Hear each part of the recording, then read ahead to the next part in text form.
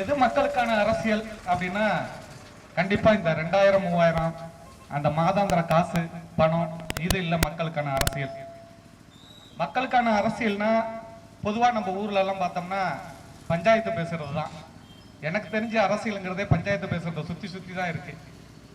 கண்டிப்பா அது அரசியல் இல்லை. அரசியல் என்பது நம்மளுடைய மொழி அழியப்படுது, நம்மளுடைய இனம் அழிக்கப்படுகிறது, நம்மளுடைய மண்வளம் மக்கள் உழைப்பு மொத்தமும் அழிக்கப்படுகிறது, சுரண்டப்படுகிறது.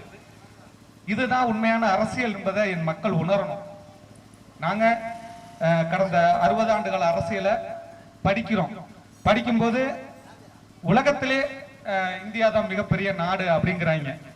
ஆனா அமெரிக்க டாலருக்கு நிகரான இந்திய ரூபாயின் மதிப்பு ஒவ்வொரு ஆண்டும் குறைஞ்சுக்கிட்டே போகுது.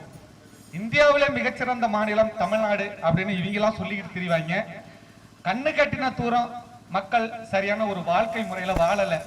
காரணம் என்னன்னா வறுமை ஏழ்மை நிறைஞ்சு நிற்குது. அதுக்கு ஒரு எடுத்துக்காட்டு சொல்லணும் அப்படின்னா தமிழ்நாட்டில் இருக்கிற எனக்கு தெரிஞ்சு தமிழ்நாடுன்னு இல்லைன்னா கூட இந்த டெல்டா மாவட்டங்கள்ல ஒவ்வொரு குடும்பமும் குழு கடனால பாதிக்கப்பட்டிருக்கு. இது உங்க எல்லாருக்குமே தெரியும். தெரிஞ்சிருந்தாலும் எங்கள் ஆட்சி எங்கள் விடியல் ஆட்சி அப்படின்னு நீங்க எல்லாம் பெருமை பேசிட்டு தெரிவிங்க. ஒரு அரசியல் கட்சியில உள்ள ஒரு தலைவர் என் கட்சி திமுக அப்படின்னு சொல்லுவார். நான் பார்த்திருக்கேன். இந்த மக்கள் சொல்லுவாங்க என் கட்சி திமுக அப்படின்னு சொல்லுவாங்க, என் கட்சி அதிமுக அப்படிங்குவாங்க. ஆனா உண்மையிலேயே அந்த கட்சிகள் உங்களுக்கான அரசியலை செய்யுதா அப்படின்னா அது இல்லை. இங்க மக்கள் அரசியல் கிடையாது, முழுக்க முழுக்க விளம்பர அரசியல் தான் இருக்கு. நம்ம எல்லாருக்குமே தெரியும். இங்க புதுசா ஐயா மு.க. ஸ்டாலின் அவர்கள் முன்னால தலைவர்கள் மக்களை சந்திக்கிறது பெரிய விஷயமா இருக்கும். ஆனா இப்போ மாசம் மாசம் ஒவ்வொரு ரீல்ஸ் வெளியிடுறாங்க. அதுக்கு பேர் தான் விளம்பர அரசியல். மக்கள் அரசியல்ங்கிறது முழுக்க முழுக்க மக்களுடைய பிரச்சனைகள் சார்ந்த தீர்வுகளை வழங்குறது தான் மக்கள் அரசியல். அதை முதல்ல நம்மளுடைய மக்கள் புரிஞ்சுக்கணும். அரசியல்ங்கிறது ஏதோ இன்னொருத்தனுக்கானது, ஏதோ பெரிய பணக்காரனுக்கானது, பெரிய திமிர்தனம் ரவுடித்தனம் பண்றவனுக்கானது அப்படின்னு நம்ம மக்கள் நினைக்கிறாங்க. உண்மையிலே அது இல்லை. நாம் தமிழர் கட்சியில பாருங்க, எங்க அண்ணன் மண்டல செயலாளர் அப்பு மிகப்பெரிய ஆள் எல்லாம் கிடையாது. மாநில ஒருங்கிணைப்பாளர் எங்க அண்ணன் ஒரு மிகப்பெரிய ஆளுன்னு சொல்ல முடியாது.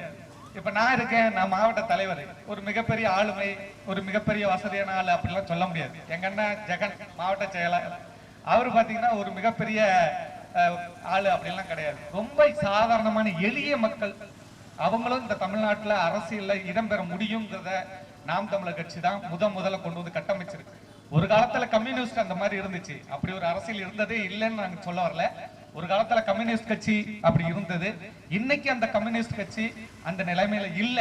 ஏன்னா நாங்களாம் ஏற்கனவே கம்யூனிஸ்ட் கட்சியில இருந்த நாங்க தான். அந்த கட்சி அந்த இடத்துல இருந்து தடம் மாறின பிறகு நாங்க இந்த நாம் தமிழர் கட்சியில கலந்துகிட்டு இன்னைக்கு அண்ணன் சீமானுக்கு துணையாக இந்த அரசியல் களத்துல பயணிக்கிறோம். அன்பு உறவுகளுக்கு நான் சொல்றது ஒண்ணுதான், மாற்றம் என்பது நீங்க என்ன நினைச்சாலும் தடுக்க முடியாது. மாற்றத்தை மாற்றம் ஒன்றே மாறாததுன்னு சொல்றான் உலக அறிவியல் அறிஞர்கள் எல்லாம். அப்ப இந்த மாற்றத்தை தடுத்தலான்னு இந்த திமுகவும் அதிமுகவும் மனசுல கனவு கண்டுகிட்டு நடந்துகிட்டு இருக்கு. மக்களாகிய நீங்கள் இந்த மாற்றத்தை விரும்பணும். அதுதான் இங்க பிரச்சனை. மக்களாகிய நீங்கள் இந்த மாற்றம் வேணும் அப்படின்னு நினைச்சு நீங்க வாக்கு செலுத்தினா நிச்சயமா நீங்க வாக்களிக்க வேண்டிய சின்னம் இந்த விவசாய சின்னம் மட்டும்தான். ஏன்னா உங்களுக்கு வேற ஆப்ஷனே கிடையாது. இதே தேமுதிகவை சேர்ந்த அம்மையார் பிரேமலதா அவர்கள் திமுக என்பது திருடர் முன்னேற்ற கழகம் அப்படின்னு அவங்கதான் முதல்ல பேரறிவிப்பு செஞ்சாங்க. எனக்கு தெரிஞ்சு அதிகப்படியான கூட்டத்துல திமுகங்கிறது திருடர் முன்னேற்ற கழகம்னு பதிவு செஞ்சது அந்த அம்மையார் தான். இன்னைக்கு அவங்க நிக்கிற இடம் அதே திமுகவில். இதெல்லாம் சந்தர்ப்பவாத அரசியல், மக்கள் அரசியல் கிடையாது. தேர்தல் வந்தா தேர்தலுக்கு முன்னாடி 2 மாசத்துக்கு அரசியல் செய்யறதுக்கு பேர் அரசியல் கிடையாது, அது மக்கள் அரசியல் கிடையாது. அதே போலதான் இன்னைக்கு திமுக இந்த 2 மாசம் எதிர்கட்சியா இந்த 2 மாசத்துக்கு அப்புறம் அவங்க ஜெயிச்சுட்டாங்கன்னா மக்கள் அரசியல் அவங்க கைவிட்டுட்டு விளம்பர அரசியலுக்கு போயிடுவாங்க, வியாபார அரசியலுக்கு போயிடுவாங்க. அதே ஐயா மு.க. ஸ்டாலின் அவர்களை எதிர்கட்சி தலைவரா நீங்க நிறுத்தி பாருங்க, முழுக்க முழுக்க மக்களுக்கான அரசியல் அவர் செய்வார்.